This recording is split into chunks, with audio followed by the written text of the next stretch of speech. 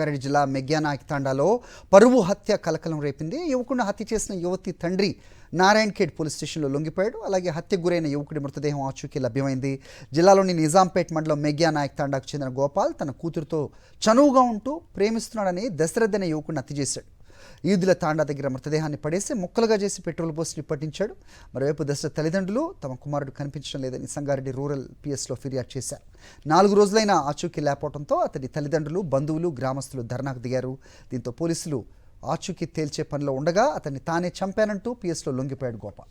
ఘటనపై అప్డేట్స్ మా కరెస్పాండెంట్ దిలీప్ ఇస్తారు. దిలీప్, చెప్పండి. సో ఈ పరువు హత్యలు అయితే ఆగట్లేదు, ఏం చెప్తున్నారు పోలీసులు?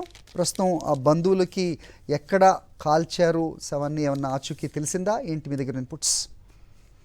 సంగారెడ్డి జిల్లాలో 4 రోజుల క్రితం మిస్ అయినటువంటి దశరథ్ డెడ్ బాడీ ఎట్టకేలకు దొరికింది. ఎవరైతే గోపాల్ ఉన్నారో సో ఆ వ్యక్తి తన కూతురు 9వ తరగతి చేరుతున్న బాలికతో ఈ దశరథ్ కొంత చనువుగా ఉంటున్నాడు అనేటువంటి కోపంతో 4 రోజుల క్రితం విజ్ఞప్తి చేశారు. సో ఇదంతా కూడా ఇటు నిజాంపేట్ మండలం శివారి అటవీ ప్రాంతంలో ఆ యువకుడిని తగలబెట్టినట్టుగా కూడా కొంత సమాచారం అందింది. అయితే గోపాలు నేనే హత్య చేశాను అంటూ కూడా పోలీసుల ఎదుట నిన్న లొంగిపోయాడు. అయితే మృతదేహానికి సంబంధించి సో మృతుని బంధువులు నిన్న కొంత ఆందోళన కూడా చేశారు. అయితే కొంత గోపాల్ అయితే చెప్పడానికి నిరాకరించాడు. కానీ ఈ రోజు ఉదయం మరోసారి ఆ పోలీసులు గోపాల్ ని విచారించగా సో స్థానికంగా ఉన్నటువంటి మేఘాతండా శివార్లో మృతదేహం ఉన్నట్టుగా చెప్పారు. సో అక్కడికి వెళ్ళినటువంటి పోలీసులకు సో దశరథ్ మృతదేహాన్ని ముక్కలుగా నరికి అక్కడే తగలబెట్టినట్టు పరిస్థితి కనిపిస్తుంది.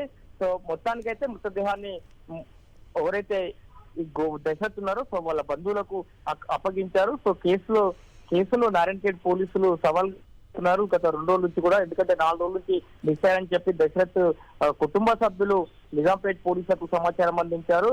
సో కొంత గోపాల్ లొంగిపోయినప్పటికీ కూడా మృతదేహం ఎక్కడ ఉందని చెప్పడానికి నిరాకరించడంతో పోలీసుల విచారణ అయితే ఈ రోజు ఉదయం మేఘా తండా శివారు తీసుకెళ్లారు. సో మొత్తం దట్టమైన అటవీ ప్రాంతం, కొండలు గుట్టల మధ్యలో సో ముక్కలుగా నరికి కాల్చివేసిన ఘటన కొంత సంగారెడ్డి జిల్లాలో కలకలరం చేస్తుందని చెప్పుకోవచ్చు. సో ముఖ్యంగా ఈ హత్యకు సంబంధించి సో 9 ఏళ్ల తన కూతురుతో కొంత చనువుగా వ్యవహరిస్తున్నాడు దశరథ్ అనేటువంటి కొంత కోపంతో ఈ యొక్క ఘటనకు పాల్పడే పరిస్థితి కనిపిస్తుంది. రైట్.